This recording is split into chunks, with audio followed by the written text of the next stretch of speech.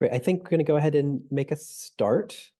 So welcome to this webinar hosted by the Education and Training for the Climate Hub here at the University of Oxford. My name is Bill Finnegan. I'm a researcher in the Department of Education at the University of Oxford. And just very excited to kind of kick off this webinar series with our two guests, Nicole Arduin and Liz Price. They are leaders in the fields of environmental education and education for sustainable development, and are here to talk to us about higher educational responses to climate change. So the Education and Training for the Climate Hub pulls together researchers from across the University of Oxford, different divisions and disciplines, looking at questions related to formal education from early years to higher ed, but also questions around training and skills and technical and vocational pathways for kind of the green transition. And to kick us off again, we just thought it'd be interesting to explore this question of higher ed universities. How are they institutionally responding, which kind of cuts across questions of a curriculum, of operations, of governance and structures. And so again, very excited to have the stories from Liz at Manchester Metropolitan University and Nicole from Stanford University to kick this off.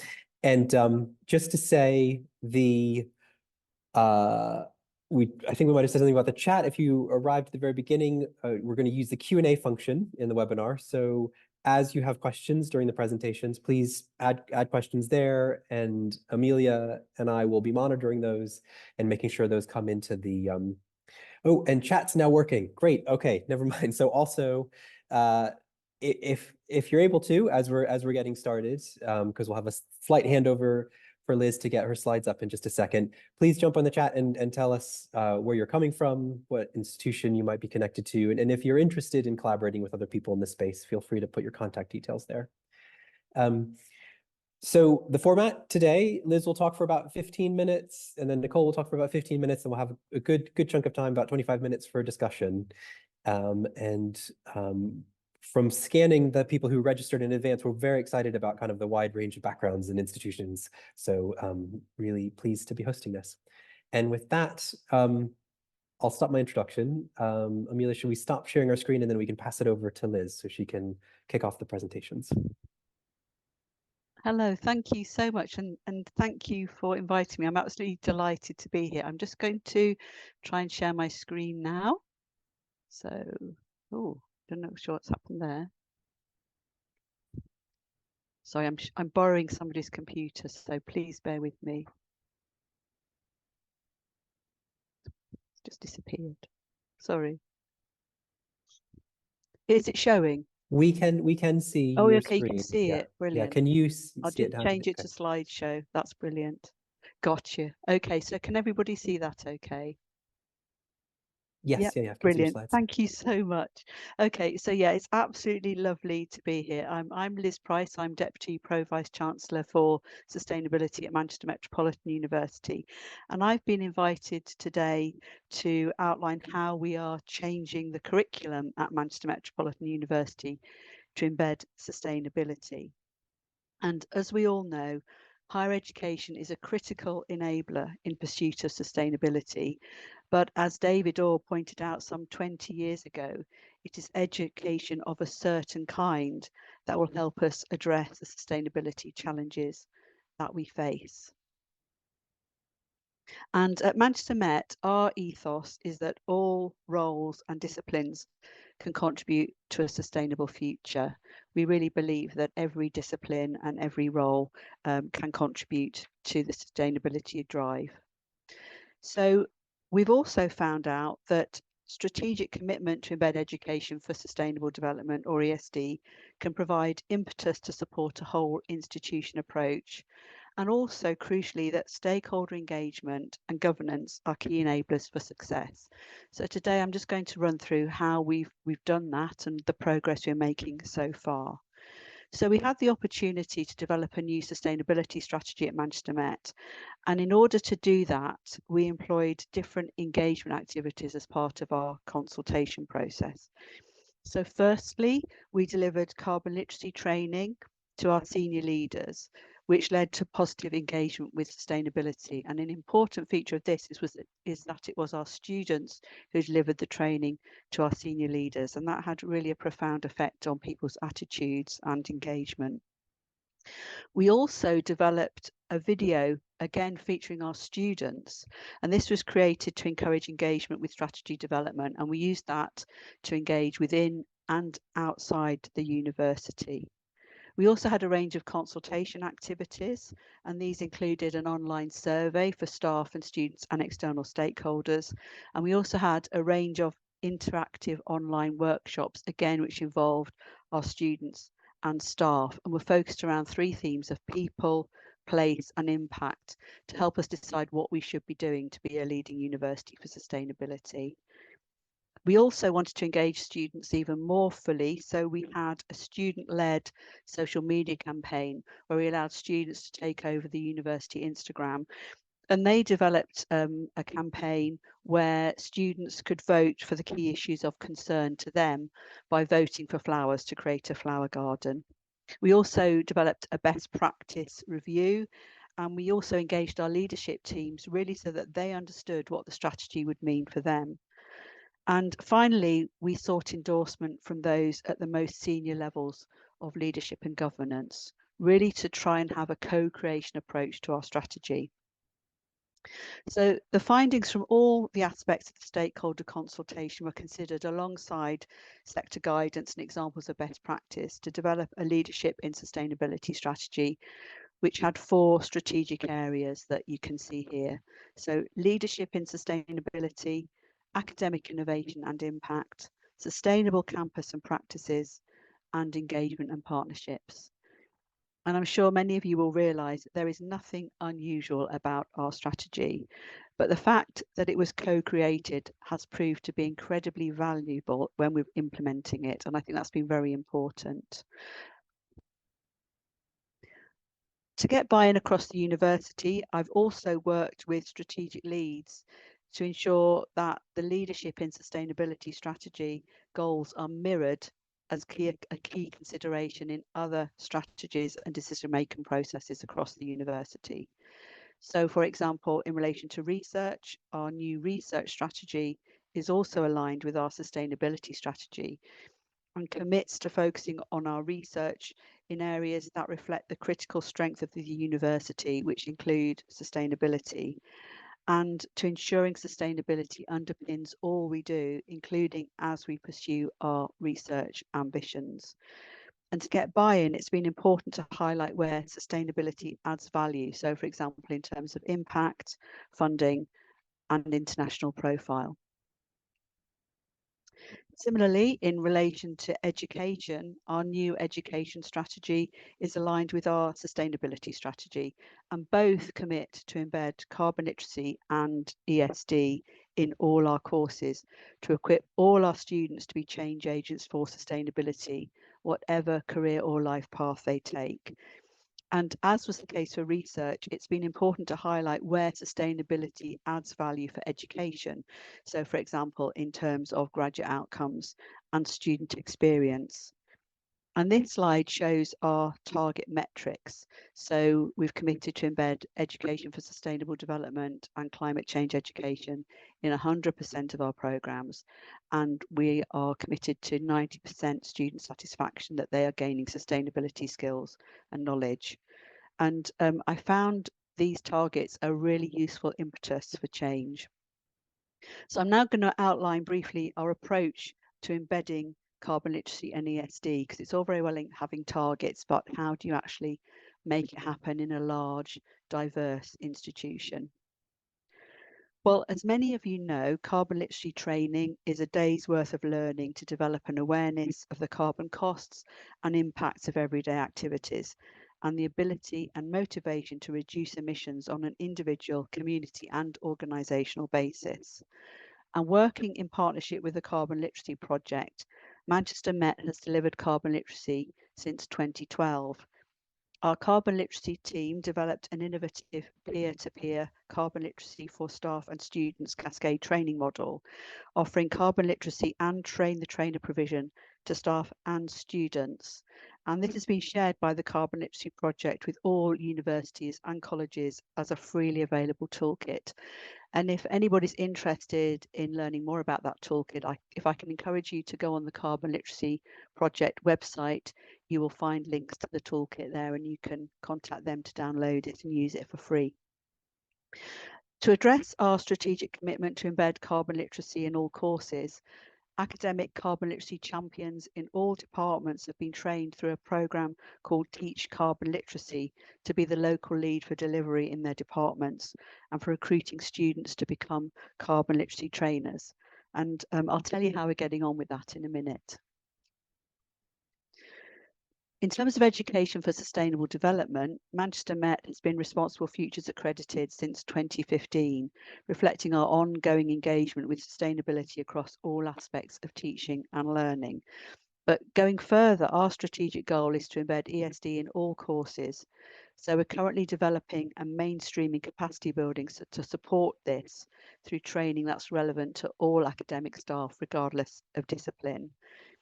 And this is based on the Co-Design's ESD framework, which provides an easy to implement pedagogic method for embedding ESD in curriculum design or reframing. And this really appealed to me because it doesn't just focus on the SDGs. It's not a tick box exercise. It has 3 elements I'm going to briefly explain in a minute. But again, if anybody's interested, the toolkit can be downloaded for free from the altsed.org website, which is on the link on the slide. So again, it's a free resource that's freely available to use, and it's been used globally. So it has relevance not only to different disciplines, but different global scenarios. I found this approach really valuable because to me it's nice and logical in that it has 3 pillars. And the first pillar at the top focuses on the competencies for sustainability identified by UNESCO. And these are the relevant competencies people need to act for sustainability.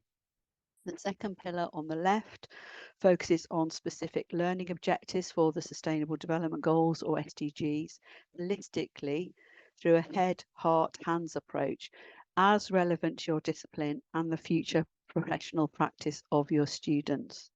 And finally, the third pillar on the right focuses on transformative pedagogies, focusing on participation, collaboration, and action. So really driving the development of change agency. The Co-Design's ESD toolkit also includes examples of best practice that can be applied to different scenarios. So how are we implementing that in practice?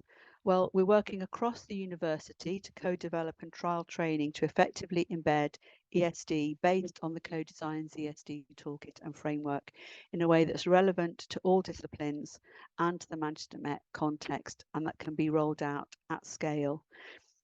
Our approach to capacity building for ESD has 3 levels of intensity. The first is a light touch or bite-sized face-to-face delivery to departments and large groups of colleagues. Second is a standard go at your own pace interactive online resource. And the third is digging deeper approaches, which is online elements for more in-depth consideration. We've also keen to reflect variation in practice to date. We have some departments that are very early on the journey, some departments that are very accomplished already. So to reflect that, we've developed an engagement hierarchy for ESD that enables departments and courses to track their progress according to their circumstances, while still meeting our overall aim of 100% of programmes. We've also committed to embed ESD in informal learning, and RISE is Manchester Met's offering that provides students with a platform to take part in and gain credit for co-curricular activities. Sustainability and ESD form a key part of the RISE programme at Manchester Met through an extensive catalogue of activities and courses. An important feature of RISE is that students from all disciplines and levels can engage in activities and courses offered, which facilitates interdisciplinary collaboration and systems thinking. In addition, Manchester Met has a suite of graduate attributes, which are shown here on the slide, supported by curricular and co-curricular activities. And the sustainable graduate attributes were developed with reference to the key competencies for sustainability identified by UNESCO to ensure alignment with ESD in the curriculum and in co-curricular activities, and really emphasize the graduate outcomes benefits of embedding ESD in programs. So how are we getting on so far? Well, monitoring and performance offers internal and external validation and assurance about the effectiveness of ESD implementation. And at Manchester Met, ESD is now embedded in our quality assurance processes. And again, I found that incredibly valuable for driving the agenda forward, measuring success and creating a sense of impetus and engagement. And by 2023, 42% of courses had embedded education for sustainable development, 19% had embedded carbon literacy, and 87.5% of students agreed that their course provides them with opportunities to gain knowledge and skills relating to sustainable development. External scrutiny of performance and progress in ESD is afforded through an externally audited annual sustainability report. We engage in a biennial responsible futures audit of ESD criteria, and we're delighted to have been ranked top 3 in the People and Planet University League since 2013. We're also recognised as a top 5% university in the Times Higher Education Impact rankings in 2023. We're really pleased to be ranked 7th in the world for SDG 17, which is Partnership for the Goals, and receive a score of 100% for our education for the Sustainable Development Goals. Now, research suggests that while many of these external scrutiny processes can be quite time-consuming, the benefits tend to outweigh the costs of being involved in them because they afford an opportunity for transparency, scrutiny, which we think is very important at Manchester Met. But we're not at all complacent. In fact, there's still a huge amount to do, as you can see from my presentation so far.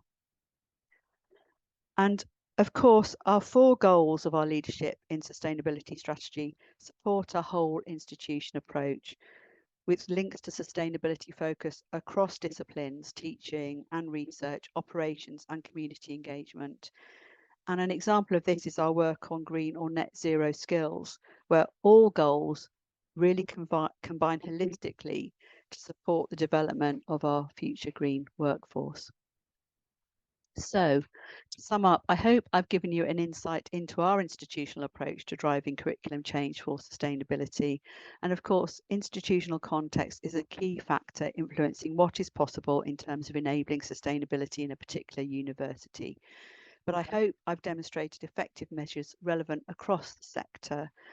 And these measures are framed by 2 overarching principles that are effective regardless of context, I would suggest. And the first of these is that demonstration that sustainability adds value to academic activities. It's not a bolt-on, it's something that really adds value to the things that universities are doing anyway. And secondly, that consultation and co-creation to build a shared vision and support for whole institutional change are absolutely key. And this message has to be reiterated time and time again to retain that engagement and impetus for change. So that's it from me. Thank you very much for your attention. Great. Thank you very much, Liz. And yes, I'm really looking forward to digging into the discussion about this in just a few minutes. So now we'll swap over to Nicole. And over the course of this, we have sorted out that now the comments are working. Anyone can add comments and see comments. So you might, if you notice that you had a comment that you wanted everyone to see, but it was just to the panel, feel free to add that again. And again, the question and answer feature, please do add your questions there. So yes, I see we've got Nicole's slides up, so I'll pass it back over to you, Nicole. Great. Thanks so much, Bill, and thanks, Liz. Thanks so much to Steve, Bill, and Amelia for inviting me to join you here today. I'm absolutely delighted to be here. What an important and timely topic. Liz, that was fascinating, and I really look forward to the discussion and the conversation. So I'm here to share with you some insights into Stanford University's multi-pronged response to climate and sustainability.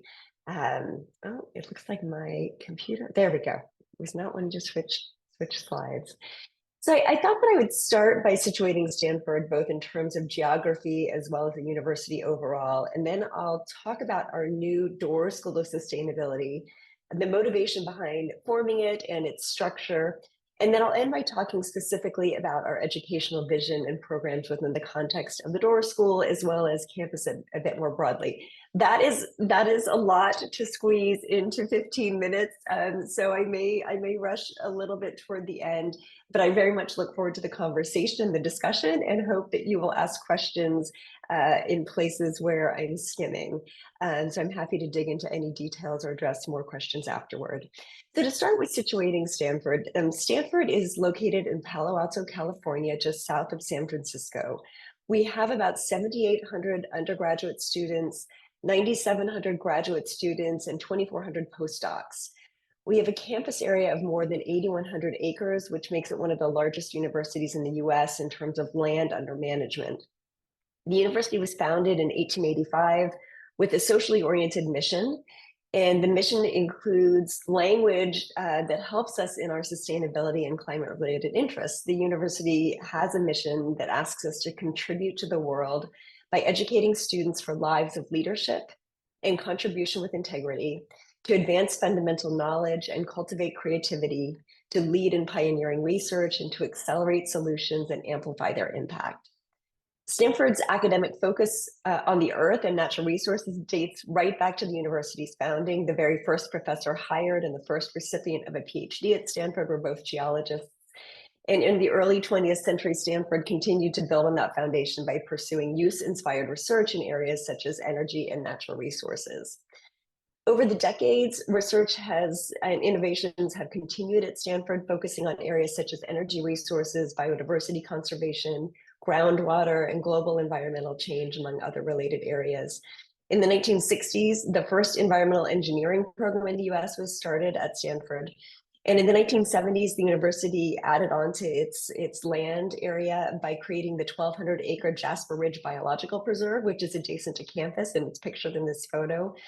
Jasper Ridge continues to serve as a living lab for ecosystem and climate research, as well as environmental education for students of all ages.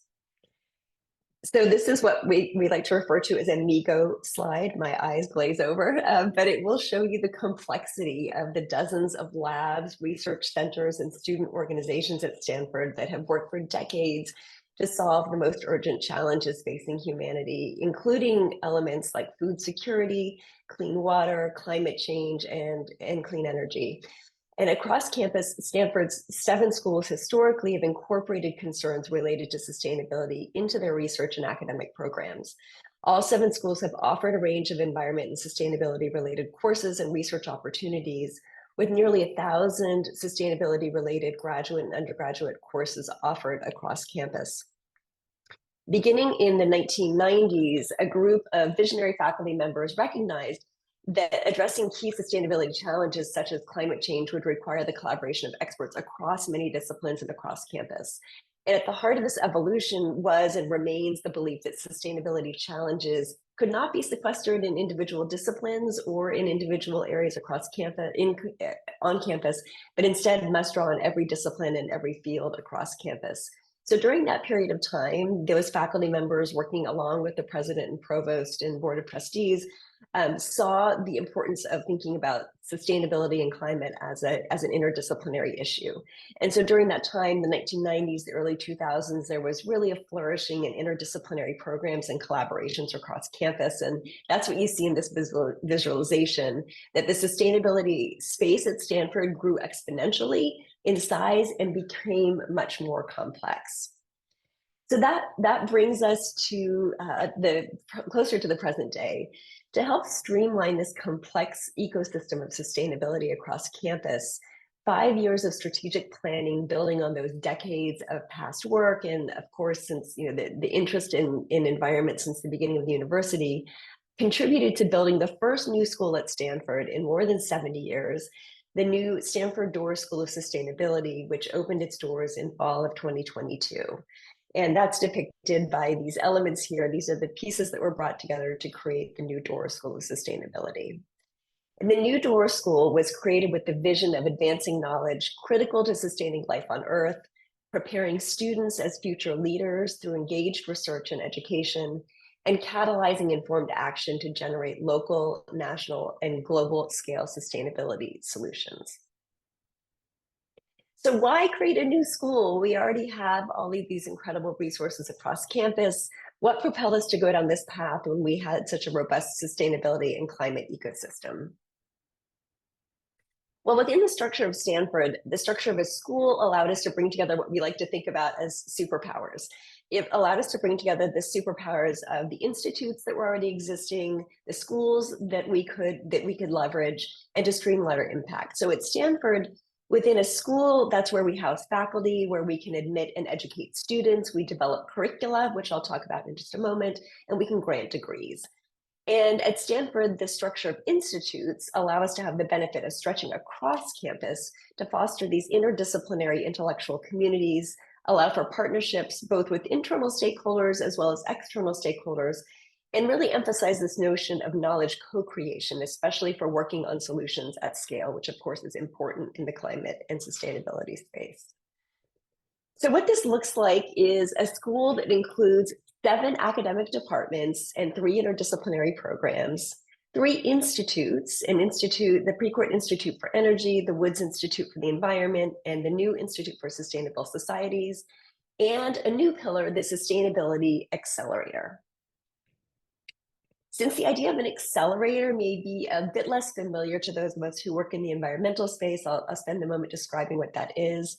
The Sustainability Accelerator is designed to span the spectrum of technology and policy, and it draws on the expertise from across the university as well as outside partners to co-create and scale solutions for climate and sustainability challenges. It is designed to include convening space, equipment, and expert staff to provide specialized training and project funding to generate solutions. Within this context, I'll now discuss in particular the education programs that are a core element of the commitment to sustainability and climate. As a university and within the Door School in particular, there is absolutely no doubt that education must be core to achieving the ambitious vision that both the university and the new school have set out with regard to sustainability and climate. And so the question then becomes, how do we go about creating an educational vision and mission that is sufficiently ambitious, that addresses the urgent sustainability issues and problems of today, and yet that also prepares our students for the issues of tomorrow, which we may not even anticipate? So over the 5 years leading up to the school's opening, I had the pleasure of chairing the leadership committees focused on the educational experiences in the new school. And at the same time, I also was the faculty director of one of our interdisciplinary graduate programs. So within those roles, we had several tasks, but the primary task of which was to grapple with the question, what is the vision of the ideal future state for education in the Door School? And what is our North Star? We had many conversations with faculty, with current students, with alumni, with many stakeholders to consider what should the students in both the Door School as well as those interested in sustainability across campus be able to do when they leave Stanford? What should they know? What kind of orientation toward the world should they have? What kinds of professions and careers might they pursue? And across those diverse and wide-ranging discussions, several areas of convergence were clear. Number one, we heard the importance of our students being change makers, reflective about their own work and ways of being in the world, centering principles and questions of equity and inclusion. We heard the importance of them being reflective and connected with each other in community as part of living and learning within the learning ecosystem, as well as connected to and within Stanford across campus and off campus. Importantly, these essential connections also extend to the broader community, both locally and globally. And we heard the importance of our students being solutions-oriented, prepared with the knowledge and skills to be change makers in the world, working toward transformative sustainability solutions. We then envisioned, what do we want our learners to go out into the world and be able to do, both while they're Stanford students as well as once they're alumni? We imagine them as being well-equipped for careers where they make impact in the public, private, and social sectors, and they do so in a range of critical areas, not only science and technology, but also in medicine, law, transportation, housing, in a range of positions as educators, students, researchers, planners, health professionals, journalists, and much more. So that led us to develop an ambitious vision statement for education. We describe the vision statement as being that our holistic, solutions-oriented learning system would be one that reflects values of lifelong learning, equity, and inclusion through state-of-the-art disciplinary and interdisciplinary undergraduate and graduate programs, where we provide certificates and professional offerings alongside of our curricular offerings, designed based on principles of transformative learning to build global sustainability competencies through active participation in a dynamic research practice community. And the structure of the new school, along with other resources on campus, is designed to foster and move us toward this ambitious educational vision. The school is designed to do this in a number of ways, including leveraging faculty. We are still small, but growing. We are in the midst of hiring new faculty into the Door School. So we will eventually have more than 150 dedicated faculty co-located in one school rather than being spread across the university. And this offers us the opportunity to provide dedicated teaching and mentoring to our students, focusing their time, scholarship, and teaching and service commitments to prioritize climate and sustainability. It allows for an alignment of effort where our teaching, research, and on and off campus activities are truly aligned around climate and sustainability.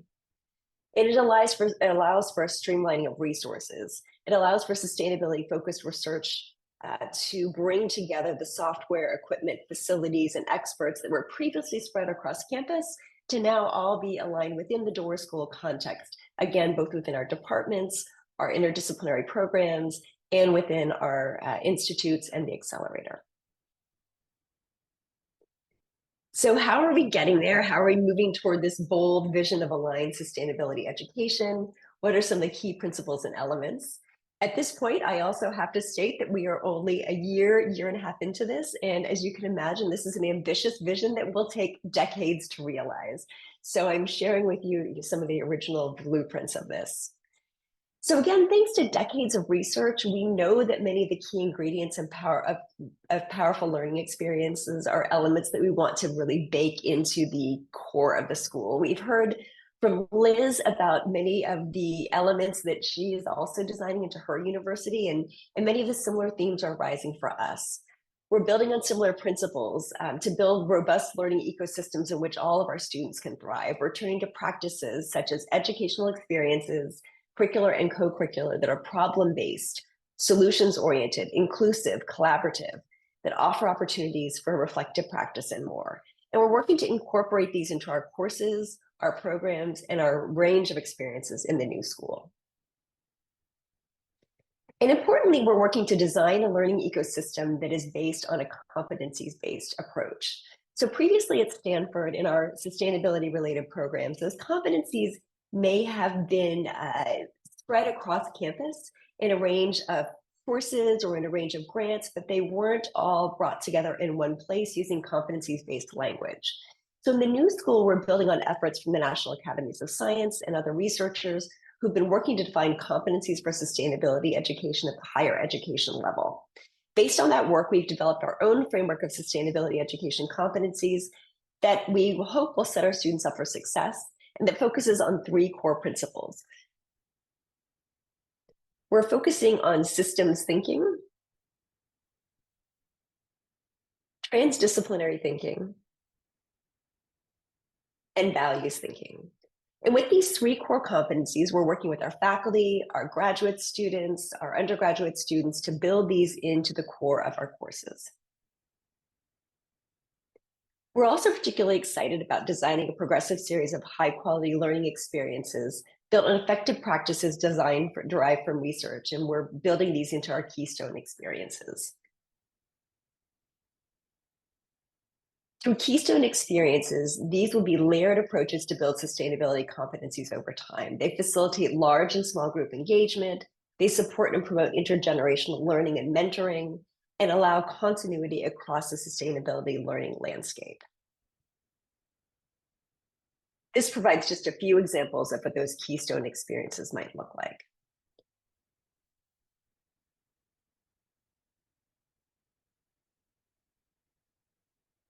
And finally, I'd like to end by mentioning that what we're, of course, importantly doing is not only to create new experiences, but also building on and expanding existing experiences. So we're currently building out existing disciplinary and interdisciplinary degree programs to more comprehensively match the school's vision, enhancing existing courses, developing new courses, and strengthening partnerships across campus. For example, with our business school, developing new professional learning certificates and courses. I'm going to end by providing just 3 brief concrete examples. For one example, we're offering a graduate level boot camp style course the week before the academic year starts. While this is still a pilot scale, the vision is for this to be expanded to all incoming graduate students and postdocs. Held at the farm on campus the week before school starts, the course brings together faculty from around the school to introduce basic principles and practices of sustainability. It's designed around the 3 core competencies: systems thinking, transdisciplinary thinking, and values thinking, and includes hands-on skills-based workshops, as well as sustainability and climate content. Another example is that we're offering new graduate certificates, which provide an opportunity for current graduate students across the university to engage with and learn about sustainability topics outside of their primary course of study. And finally, I want to end by emphasizing the close connections between Sustainable Stanford, which oversees all aspects of operations related to sustainability on campus, and educational research offerings at the Doerr School. This provides an exciting opportunity for ensuring that the campus is a living laboratory. For example, there are opportunities through Sustainable Stanford for students to participate in hands-on courses, fellowships, and internships. Sustainable Stanford is leading a campus-wide climate action plan to culminate in 2025 that includes a sweeping review of scope 1, 2, and 3 emissions and of all campus sustainability aspects. Thank you so much for your time and attention. I have just barely scratched the surface here, but I hope that in our discussion, we can dig more deeply into some of these ideas and concepts. Great. Thank you so much, Nicole. That was brilliant. And Liz, when you get a chance, pop your camera on too, and we can start to field some questions. So Amelia and I have been looking through the Q&A and the chat and have some things to pull out. But just to kick off the discussion, there's one thing I was wondering about. Thinking about these types of institutions as being quite complex, having their own hierarchies and bureaucracies, their own momentum, inertia, and the long journey you've both been on in your different institutions, were there points in time where suddenly things got easier or moved faster?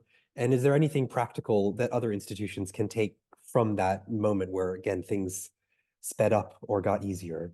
Is that familiar at all? I don't know if that connects to any of the things you shared in your presentations. And that's to both of you, whoever wants to jump in. Do you want to go first, Nicole, or shall I?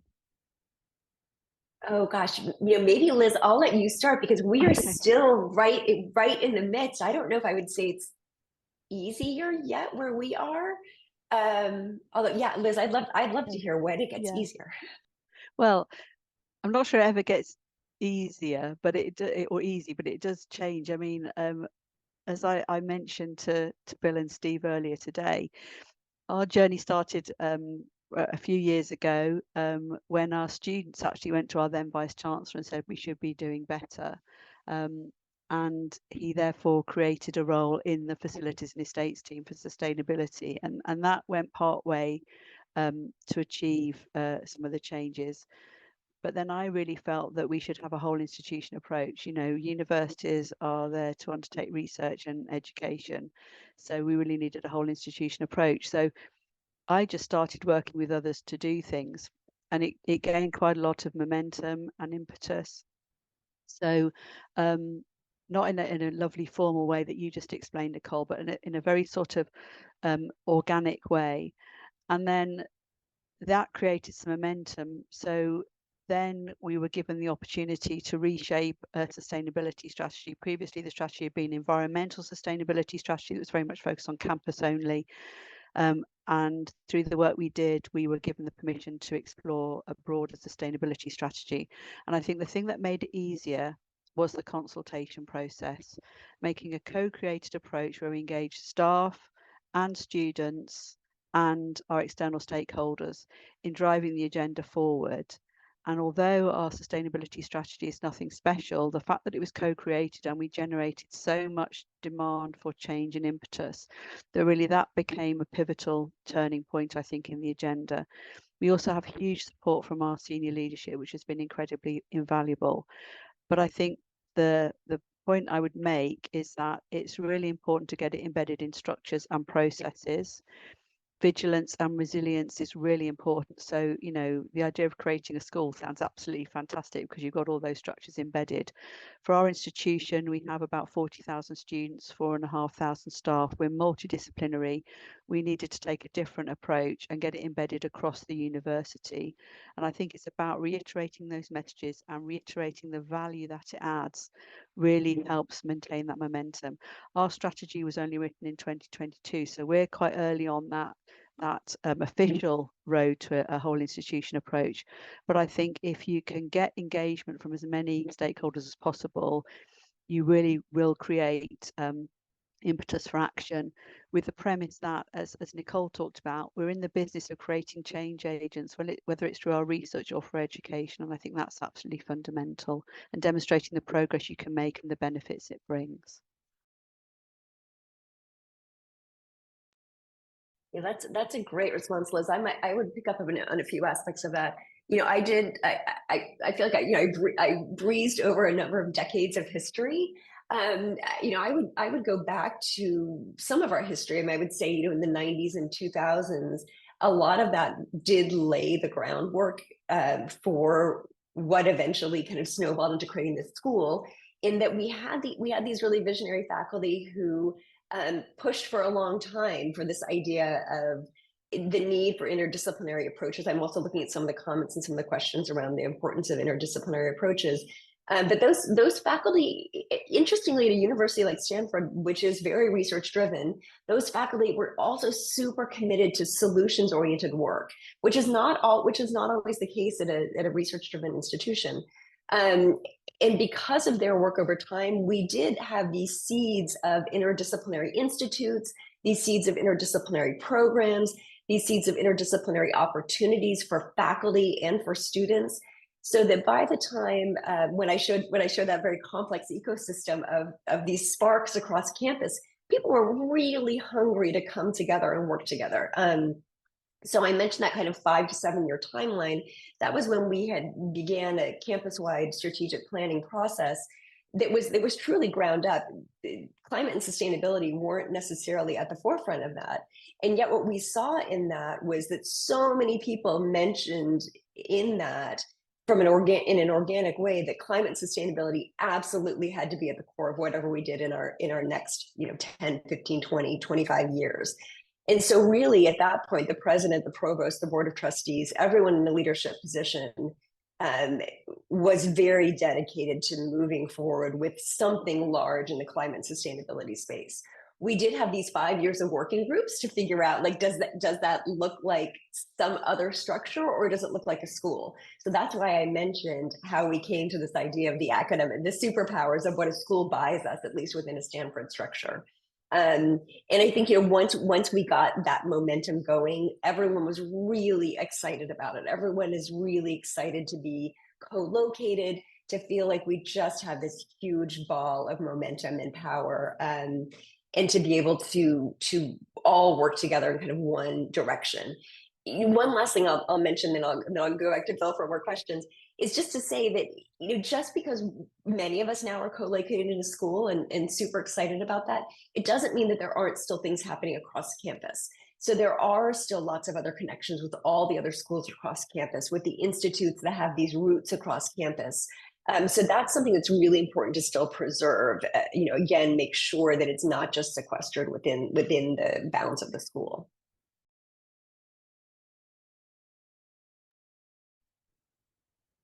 I can jump in as well, Bill. Yeah, Amelia, I saw you've been looking through the questions that came in, so I wonder if a few jumped out at you that you think would be good to pass over there's to Nicole a lot. and Liz. There's definitely a lot. We won't be able to get through all of them, but I have a bank of them. So if you've asked a question that doesn't get answered, know that we have those, and we can follow up with speakers afterwards and share information that we gathered. There was one, again, for both of you, if we want to split answers as well, from Steve, which was I think you want to come off me as well, Steve, but the idea of co-creation and co-production with students seem to play an important role across these transformations in both universities. So what kinds of tensions and challenges have you faced while trying to engage with genuine co-production with students?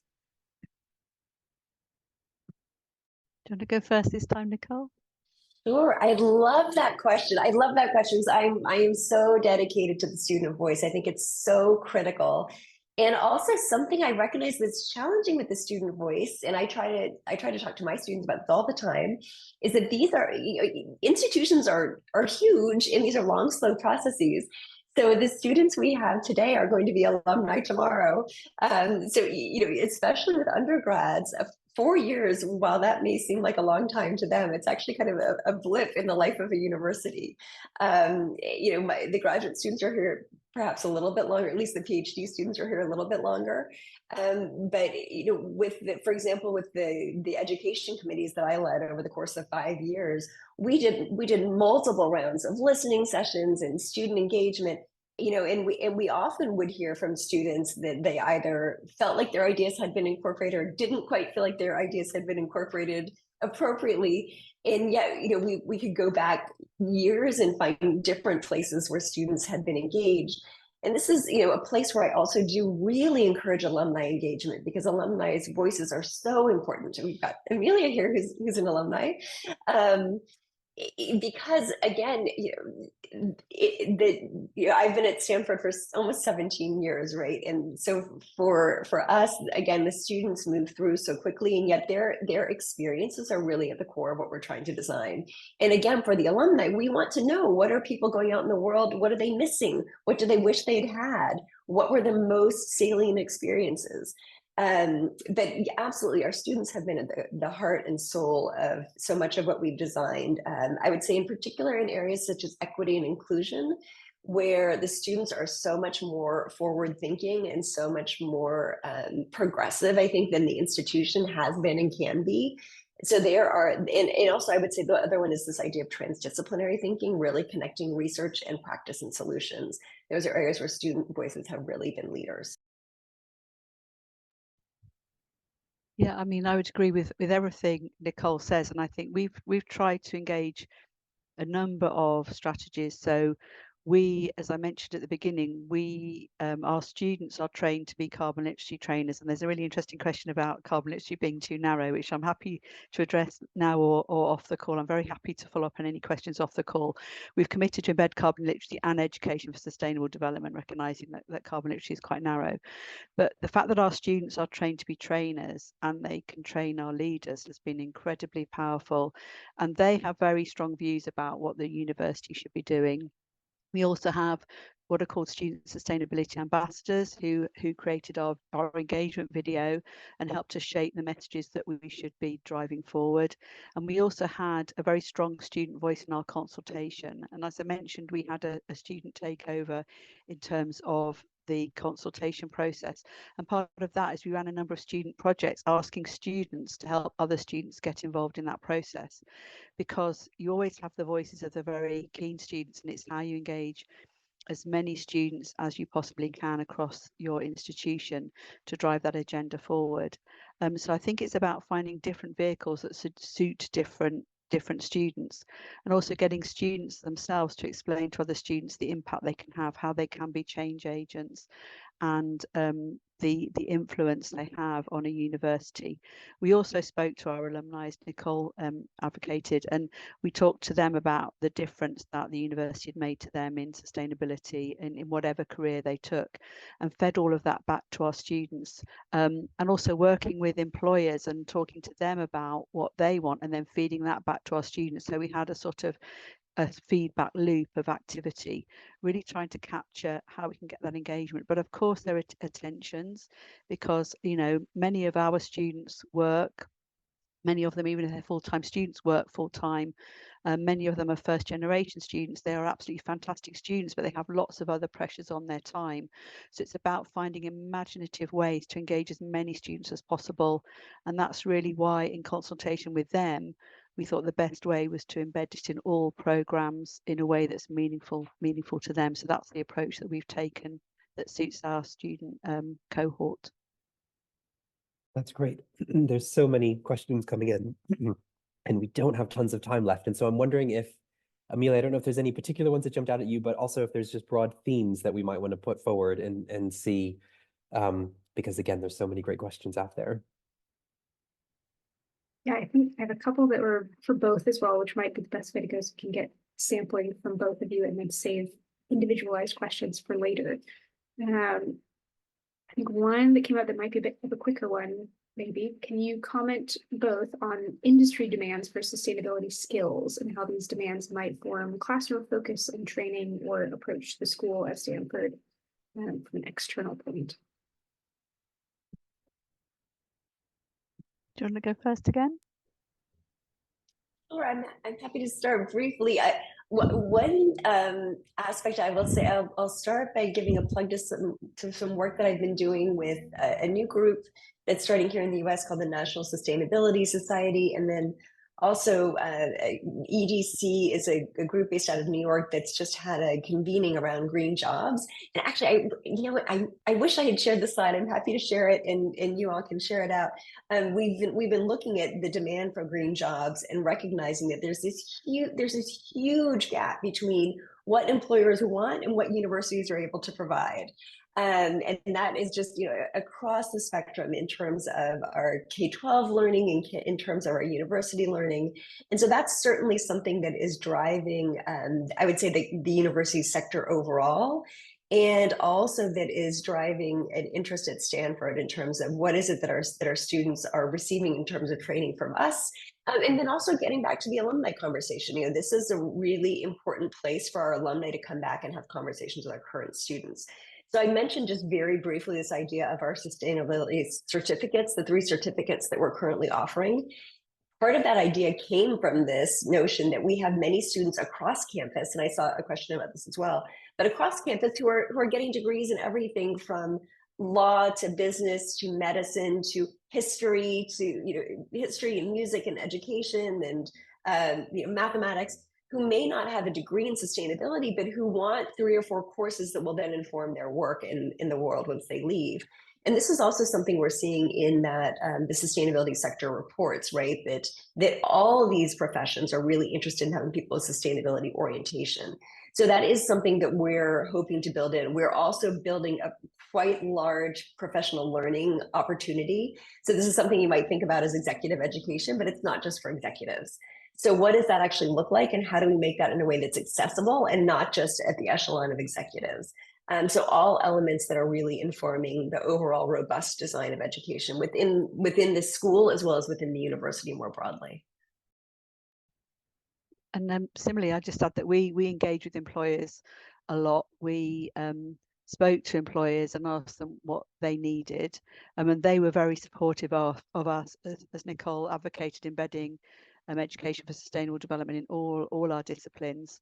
So they were very supportive of that in terms of the skills and knowledge that was needed, whatever career or life path you take. They were also very pro carbon literacy as well, which is one of the reasons why we decided to make sure that we embedded both.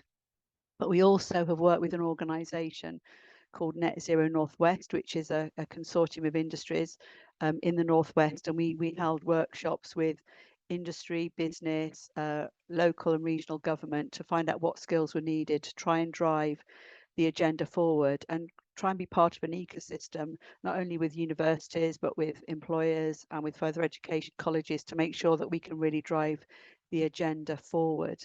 And so we work very closely with employers to make sure that our disciplines are tailored to that. But we also have specific programs. So for instance, in our engineering, we work very closely with Siemens through a project called Connected Curriculum. So in addition to having educations for sustainable development holistically, we deliver specialist programs that might address the needs of particular industries linked to government priorities and so on. And we also offer executive education, and that's quite often through organisations coming to us to ask us to deliver programs for them. So we deliver sustainability certificates as graduate and as executive education as well. So I think there's a huge need out there, and it's very much about tailoring it to the needs of different disciplines, but also, as Nicole so eloquently said at the beginning, it's about equipping students to be able to be change agents in futures that we don't quite know what they're gonna look like yet. And I think that's really important. I think dialogue is very important, and recognizing that you need to work in partnerships with other organizations in order to meet that skills agenda and the need for that. That's great. Thank you both. And again, there's so many great questions that have come in through the chat and the Q&A. And so I think we will try to compile those. And if you're able to type up anything, we can send it to the list of people who registered as a follow-up when we share we've recorded this as well, so we'll also be sharing that.